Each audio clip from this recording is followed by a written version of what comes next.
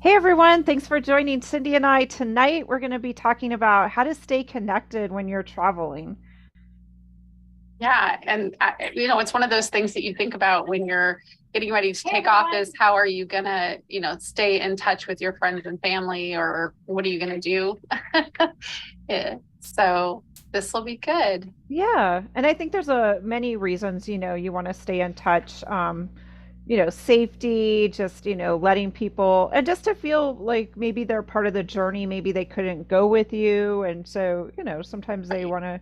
they're curious, they want to know. So it's more than just that, but Well, and definitely sometimes you want to safety. like make sure that, yeah, safety, or you're checking in on your family, right? You're worried about maybe a family member back home or something like that, and you just want to check in, or they're worried about you, vice versa, or both.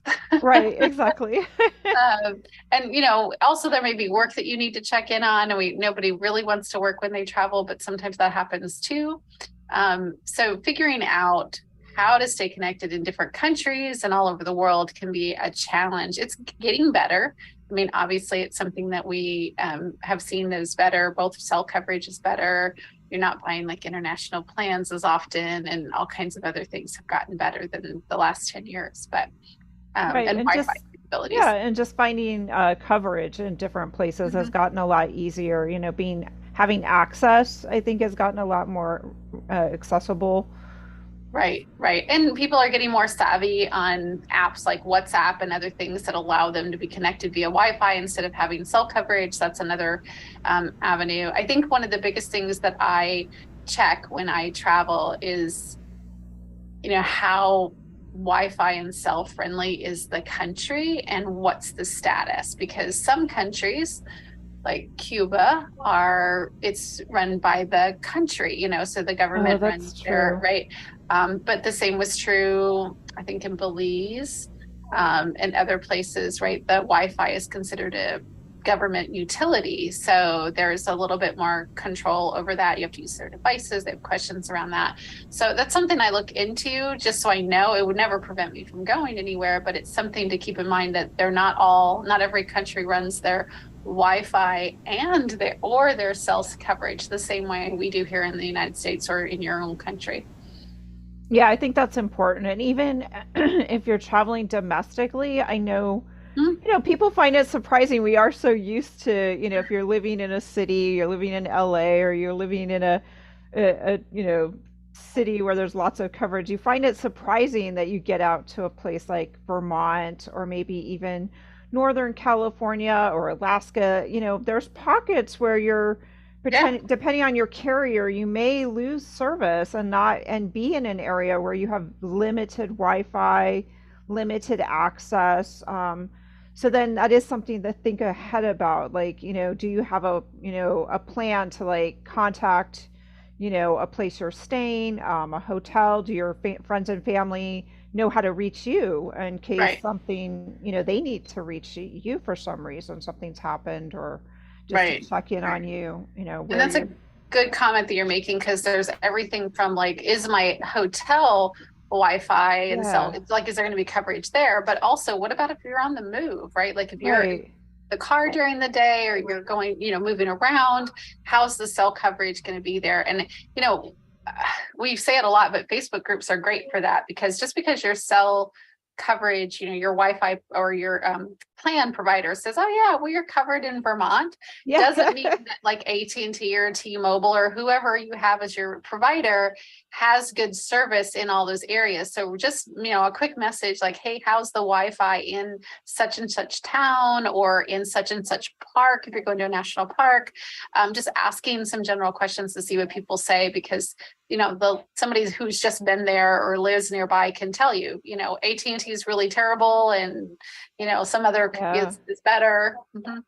Right. And not as many places have landlines anymore. I Right. mean, that's the thing. You may end up at a place where, you're in an Airbnb and they may not have a landline. And so then you Mhm. are kind of isolated. Yeah. Or you have to go drive to maybe a cafe, and maybe those cafes are limited. Some of these areas are pretty rural. It's surprising to realize that, but Yeah. all of a sudden you might be out there and not have a good way of reaching out. And vice versa, people can't find you then either and start to worry.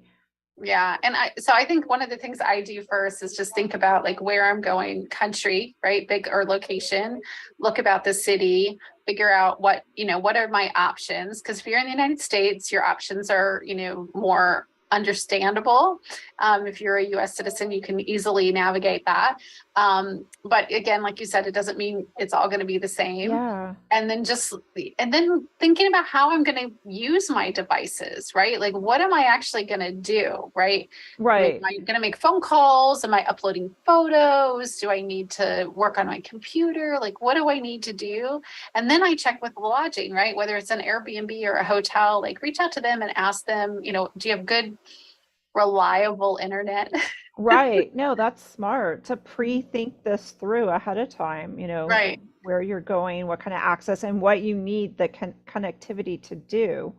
And there's lots of new options. I know in Iceland, and because we do a road trip there, and other places we rent a hotspot for the car because we're not at a hotel, we're not in a city, we're out in the middle of nowhere. Using your cell service is expensive if you need to do that every day. So we get a hotspot for the car, and that way everybody has Wi-Fi in the vehicle. And that's that expensive. In some places, it can be as low as like $8 to $16 a day, which is really economical. And I think 4 to 6 people can be on it, or maybe Oh, more. that's cool. Yeah, so you can, So that's kind of like a portable Wi-Fi device then yeah, is what you're those like talking about. hotspot things. Mhm. Yeah. And those you can purchase or would you rent those, Cindy? You can do both. You can actually purchase one yourself. There's a number of services that offer it, and you purchase the device, and then you just let them know what country you're going to. We saw, I think, a couple of these when we were at the travel show, but there's a lot of different services like that. So you buy the device. I'm going to guess it's around $100 or so, maybe two now. And then you just buy their service for the number of days you're in the country, and they have so many countries that they cover, which is great because you already have your device and you can just kind of stick it in Yeah. your pocket. In Iceland, they have a wonderful system. You just buy it when you arrive at the airport, and Oh, then you drop nice. it off. They have a cute little it's like a mailbox, like a little drop box, and you just put it back in the little box and drop it at the. But in some countries, do more of those kinds of things to make it easier for you. But I definitely look into that if you want kind of coverage outside. When you're Yeah. wandering around, right? Right. I was Outside just of your thinking hotel. that, right. That might be really important to look into. And you're right, a portable Wi-Fi device, you could just, I know they do sell those like on Amazon, and it might be worth just buying it and Mhm. then pay for the months or the days that you need service in X country or, Mhm. plan ahead and figure that out. Yeah, I mean, I know I can tether with my phone. So I have that capability to, if it's just me, I can get out. In most places, I can just use the Wi-Fi and use my laptop to connect to my phone. And if you don't know how to do that, you can reach out to your provider because most have that service capability. So you can do that. That's something you can do now, but it doesn't work well if you need to do multiple things, right? So you might have some challenges if you need to be like talking on the phone Yeah. and using your computer for Wi-Fi. So for working, that was a little harder for me if I needed to work, or if you have a big group and you think everyone's going to connect and they're going to upload their photos, like that can eat up your data if you have limited, Right. and also, adjust the bandwidth. So having one of those hotspots, right, one of those little portable Wi-Fi devices Yeah. could be a really good option. I think we don't talk too much about cruises, but sometimes that's another thing you might want to check with your cruises. If you're taking a cruise, like what kind of access, because as in the middle of the ocean, there may or may Yeah. not be. And you just need to know. I think going in knowing what you have, then you can work around it and you can communicate that with your friends and family. But, I think the scariest for all of us is to go somewhere and not Yeah, just not exactly. And feel not, connect. right, not feel connected. I think that's become more problematic. We're not used to the feeling not connected. It's been, you're so readily able to connect now. But you're right about cruises. That is important to check because I have had friends go on cruises and they can only, oftentimes it's expensive or it's limited to when they are actually in a port city. So Yeah, their time to call or connect with you sometimes is dependent on when they're in range of those places right. or again, the cost and that type of thing. So setting that up ahead of time, maybe of what days to expect to hear from you or when you might post an update to them, Yeah. that And might be something. um, I know we had somebody ask about VPN, and I definitely think if you're doing much banking or other things, I would look into getting a personal VPN service just because, which is a virtual private network. Um, it encrypts and protects your connection between you and the provider, so somebody can't grab that. That's what it's helping you do. Um, Especially if you have to use those public internet that is Yeah. at a hotel or a coffee shop. I think hotels I'd feel a little bit more comfortable with, especially a big chain. You might not feel comfortable doing that at an Airbnb because it's somebody's private network. So just think about what it is you're doing. If you're just logging onto Facebook and Instagram and uploading photos, I don't think you're at a huge risk. But if you're going to do banking, download stuff, do things with your work, you might be more Yeah, you concerned. might want to be more concerned. I knew recently someone was trying to like pay a couple bills because they Yeah, realized it's like the first of the month and we were yeah, out somewhere. And I'm like, well, you probably don't want to do it here at this coffee shop because you right. never know. There are people that, you've seen the news reports where they go there hoping that someone that Yeah, isn't as experienced is going to log in and pay a bill or do something with their financial information. So, yeah. And you again, can also thinking just that through. Yeah, you can do a few things with that too, with changing your password. So change your password before you go on your little trip. Do it whatever you need to do, and then change it back when you get home. Something like that. It will help you so you don't people if they're catching your password or doing other things so that they can log in, that'll help. But VPN is probably your best bet, and they're super inexpensive now. That is an easier thing to do, but only if you need to work or if you're having overly concerned with that. But I would be comfortable using like the bigger providers Wi-Fi where you have to log into a password, right? Not where Right. it's a Yeah. public one. I mean, Right. I even think our mall here locally, if you go into the mall, you can get onto their public Wi-Fi. There's no password. We're all on there. Everybody's together. That would make me a little wonky of doing anything. Yeah. Right. Exactly. But what Yeah. else do we have? We have a few other things on our list about staying connected.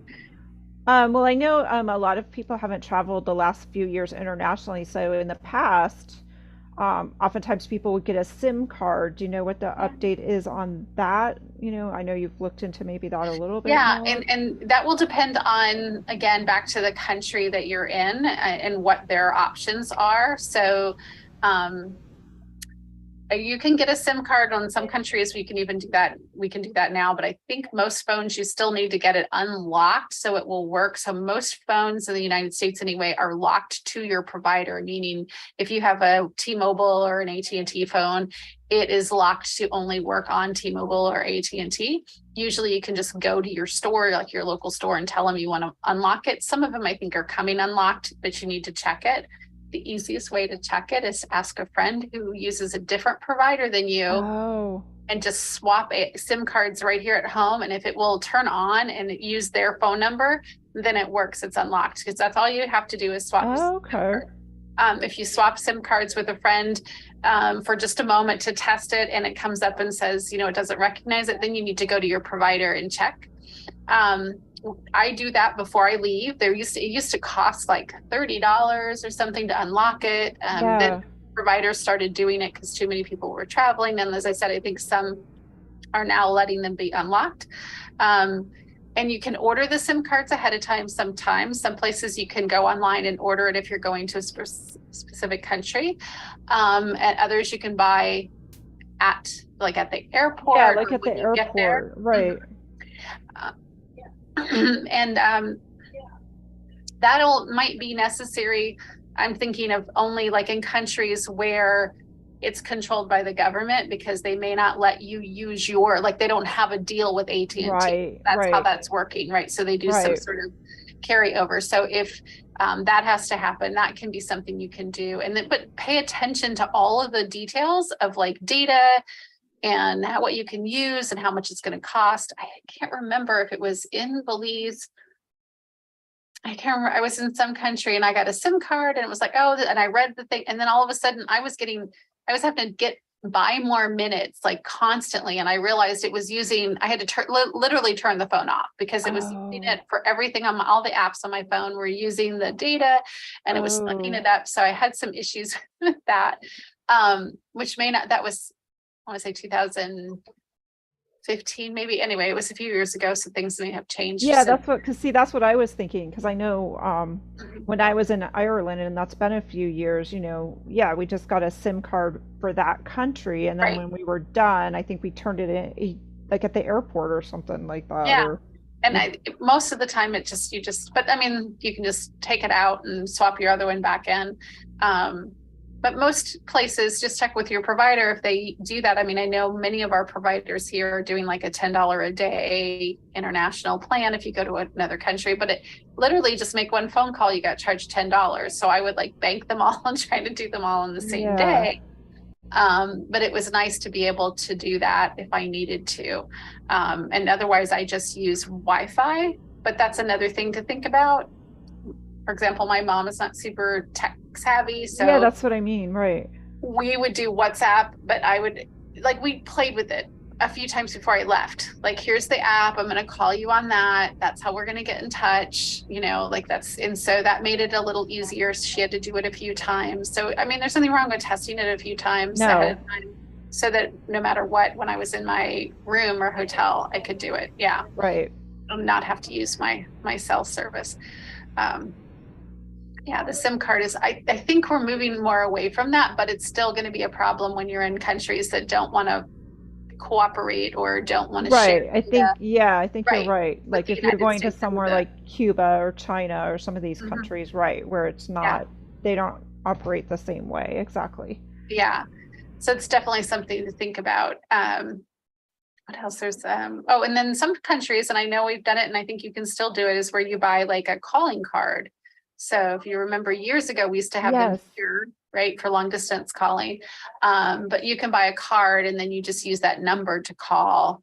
And it allows you to do it. There is, if you use an older phone or a super, super new phone, you may want to check to see if the country uses your phone because your phone may be 5G only or there's a different frequency. So you want to check to see what your phone supports versus what the country does. Yeah, that's Um, smart, right? Because but again, you may be too new or too old, yes, you're right.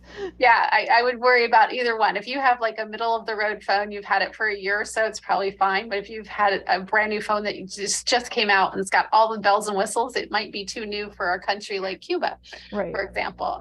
Or if you have an older phone and you're like me, because I keep my phone until it literally falls apart.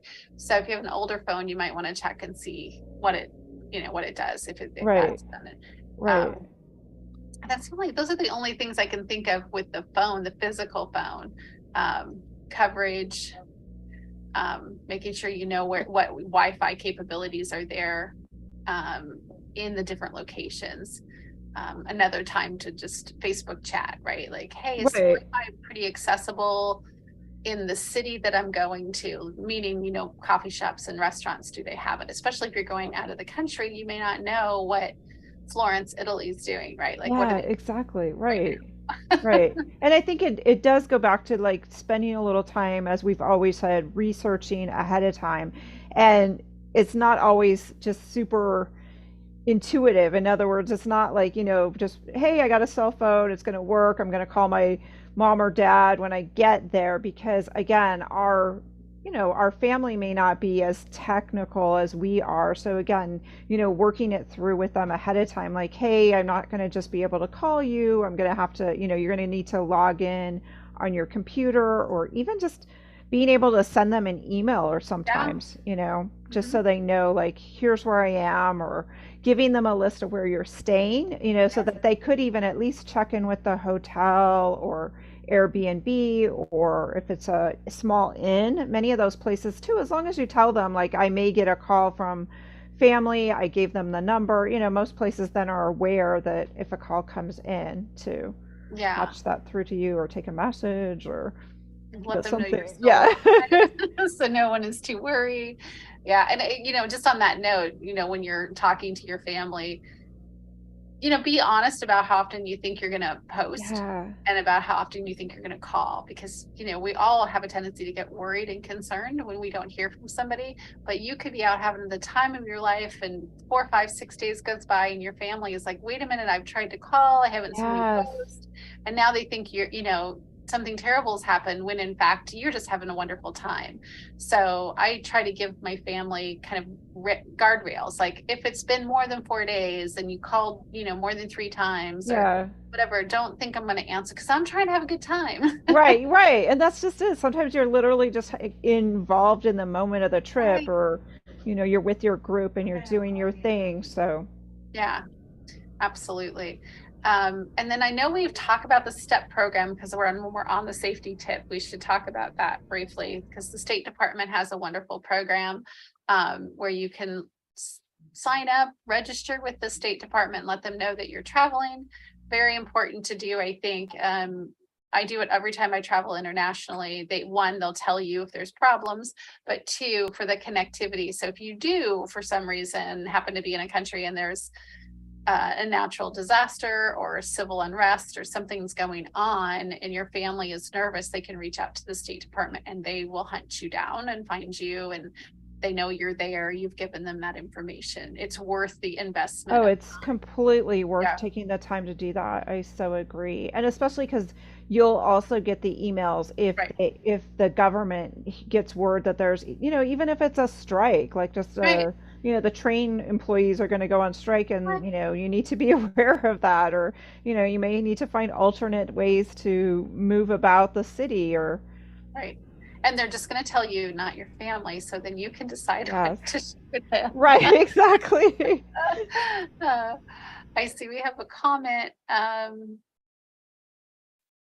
Oh, something about being on a ship using Wi-Fi and they can only text other iPhone users, but not Android owners. That's a Oh, weird. huh. If that doesn't make sense as to why the Wi-Fi would be like that. But there's all kinds of wonky things that can happen. And if you're on a big tour or on a ship, there's often someone you can reach out to talk to. So we can't predict that they're going to have an outage. Right, Right. exactly. Or Right. some sort of technical hurdle that they go over. But the sad thing about this topic is every time I research it, it's changed, right? So you can't just go get a book or just like, here, let me refer you to this, and here's the Bible on how to do this for No. every country, because it literally changes day by day, month by month. Right. And I think that's what I was running into this afternoon. I was doing a little bit of research as well, and I was like, oh my gosh, this has changed. I mean, just in the last couple of years, things have Right. changed. Yeah. Um, and so it's an ever moving target in certain countries, or like you said, just the type of coverage they have, like if your phone is going to be supported or if not. So again, kind of checking it out ahead of time, looking at where you're going to stay, Mm-hmm. um, getting those phone numbers and even directly reaching out to those places and talking Mm-hmm. to someone at the front desk and just say, hey, do I need X in this country if I want to use my cell phone or use a computer, or what's the internet like, or if it's a more rural area of Europe, there are some rural areas just even in Europe that you may have to go to the next village, or I don't know, something. Well, and things are changing, as we said, ever evolving. So I know, and it's silly because Cuba had probably the tightest control, and because that's why I bring it up all the time about how they did cell coverage and Wi-Fi, but they had free Wi-Fi pretty much at every, I want to say, park, or so. Oh, And I have seen other countries that are doing that too. So there would be all these people sitting in the park using their phones because they had Wi-Fi in the park. So it was an interesting place to see people, gather, yeah. to be on their phone. So it's definitely something to reach out to your contact, whether it's a friend or if you have to reach out to your lodging and ask them, hey, what's the situation today? Because next month or Yeah, next year, it's right. going to be different. And how readily available is that kind of thing. And I certainly wouldn't rely solely on my cell provider for the information, but I would definitely check with them so you know what kind of support you're going to get, right? Like, Right, or right. is it supposed to work in that country? they can usually tell you that, and then you can go from there and get some more details as to how well it's going to work.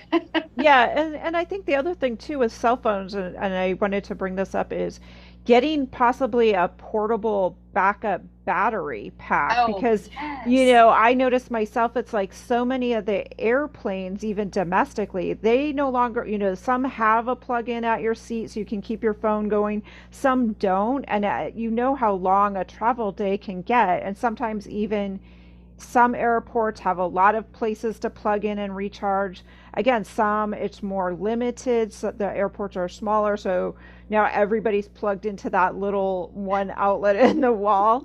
And again, you get a storm delay, you get who Yep. knows what may happen during your flight day. And if your cell phone battery is going down to nothing, pretty soon you're kind of without your lifeline, as I call it. So picking up one of those portable little extra Mhm. batteries that you keep charged, a stick or a bank. There's different kinds. Some of them now I think are as thin as a credit card. So Yeah. again, they keep coming out with new stuff. Some of them are really affordable, and it may be worth, Yeah. looking online now. It's the holidays, Yep. 35, $40, getting one of those, and it's a little extra space in your bag, but it may mean the difference of, yes, I read my book on the plane, and now my flight got delayed. I can still call and Mhm. let people know, like, hey, I'm not getting home tonight. Something changed.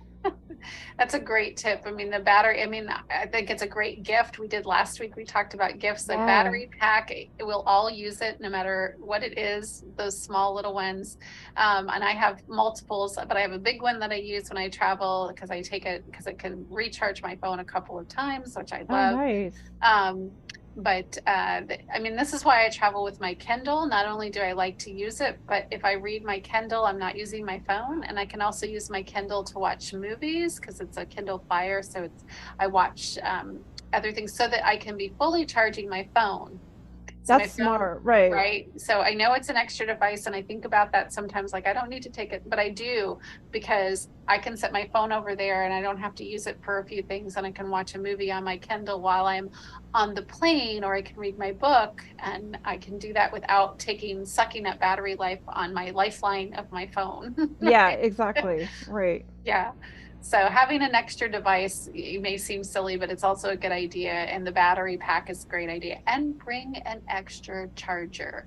I Yes. think that's a great tip. I don't typically lose things, but having to purchase a charger, just full cord on your trip can be super expensive. It's crazy. You can get them super economical on Amazon or other places locally. But when you're traveling, they're a bazillion dollars. Right, exactly. That's so true. I recently too, when I've traveled, I've brought an extra cable, an extra cord, extra little plug-in Hmm. thing. Because again, if you've rented a car, sometimes it's nice to just be able to leave the cable in the car, Yep. and then you have your other cable. So when you go into your hotel or your Hmm. lodging, it's with that. But then you're not, you know, Yeah. 'cause if you Yeah. only bring one, you happen to leave it or lose it somewhere. Now you're having to hustle and find a Mhm. cable. And that's a good tip to bring the lovely cigarette holder Yes. charger if you're going to have a rental car because I mean, they should. It's 2022, but they don't all have that, USB. And sometimes it doesn't work. I've run into that. Yeah. So those are nice things to throw in your car, in your bag if you're going to be in a car um, frequently. So, I think we've covered our topic. We've gone on for quite a while about all the things you can do. And Kathy is mentioning some other things. She had issues on the ship, but it sounds like, it all worked out. She got email and other things. So that's good. But if you have other comments about your connectivity or have other stories, we'd love to hear them.